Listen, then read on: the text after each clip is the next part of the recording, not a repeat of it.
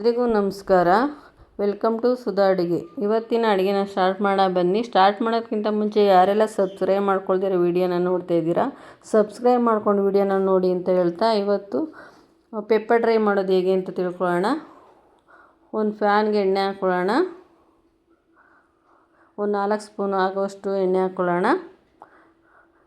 ಅದಕ್ಕೆ chicken add ಮಾಡೋಣ.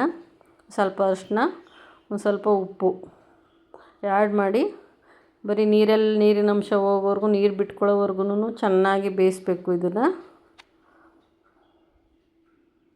ಎಲ್ಲ ಮಿಕ್ಸ್ ಮಾಡೋಣ. ಮಿಕ್ಸ್ ಆಗಿದೆ. ಒಂದು ಪ್ಲೇಟ್ ಮುಚ್ಚೋಣ. ಅದು ನೀರು ಬಿಟ್ಕೊಳ್ಳೋವರೆಗೂ ಚೆನ್ನಾಗಿ ಬೇಯಿಸೋಣ. ಬೆಂದಿದೆ ಇವಾಗ ನೋಡಿ, ನೀರು ಬಿಟ್ಕೊಂಡಿದೆ ಎಲ್ಲ. ಇವಾಗ ಅದನ್ನು ಸೈಡಿಗೆ ಇಟ್ಟಿಟ್ಕೊಂಡು ಒಂದು ಬಾಣಲಿಗೆ ಎಣ್ಣೆ ಹಾಕ್ಕೊಳ್ಳೋಣ.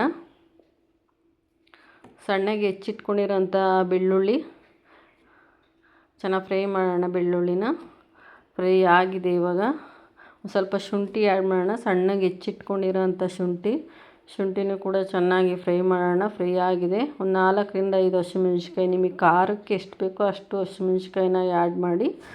ನೋಡಿ ಚೆನ್ನಾಗಿ ಫ್ರೈ ಆಗಿದೆ. ಇವಾಗ ಸ್ವಲ್ಪ ಈರುಳ್ಳಿ ಆ್ಯಡ್ ಮಾಡ್ಕೊಳ್ಳೋಣ. ಇವಾಗ ನಾನು ದಪ್ಪಗೆಡ್ಡೆ ಒಂದು ಈರುಳ್ಳಿನ ಎತ್ಕೊಂಡು ಹೆಚ್ಚಿಟ್ಕೊಂಡಿದ್ದೆ ನೋಡಿ. ಇವಾಗ ಫ್ರೈ ಆಗ್ತಾಯಿದೆ, ಚೆನ್ನಾಗಿ ಬೆಂದಿದೆ. ಒಂದು ಸ್ವಲ್ಪ ಸೋಯಾ ಸಾಸ್ ಹಾಕೋಣ. ಇದಕ್ಕೆ ಫ್ರೈ ಮಾಡ್ಕೊಳ್ಳೋಣ. ಅದನ್ನು ಮಿಕ್ಸ್ ಮಾಡ್ಕೊಳ್ಳೋಣ.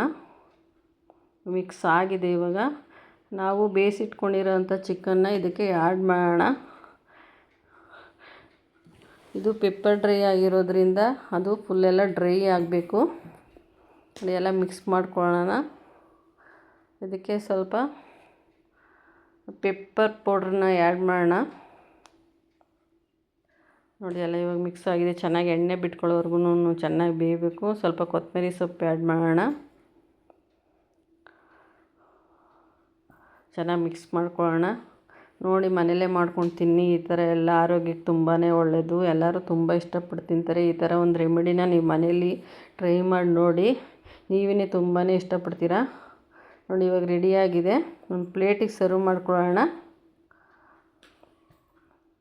ಈ ವಿಡಿಯೋ ಏನಾರ ನಿಮ್ಗೆ ಇಷ್ಟ ಆಯಿತು ಅಂದರೆ ಲೈಕ್ ಮಾಡಿ, ಶೇರ್ ಮಾಡಿ, ಕಮೆಂಟ್ ಕೂಡ ಮಾಡಿ. ಎಲ್ರಿಗೂ ಧನ್ಯವಾದಗಳು.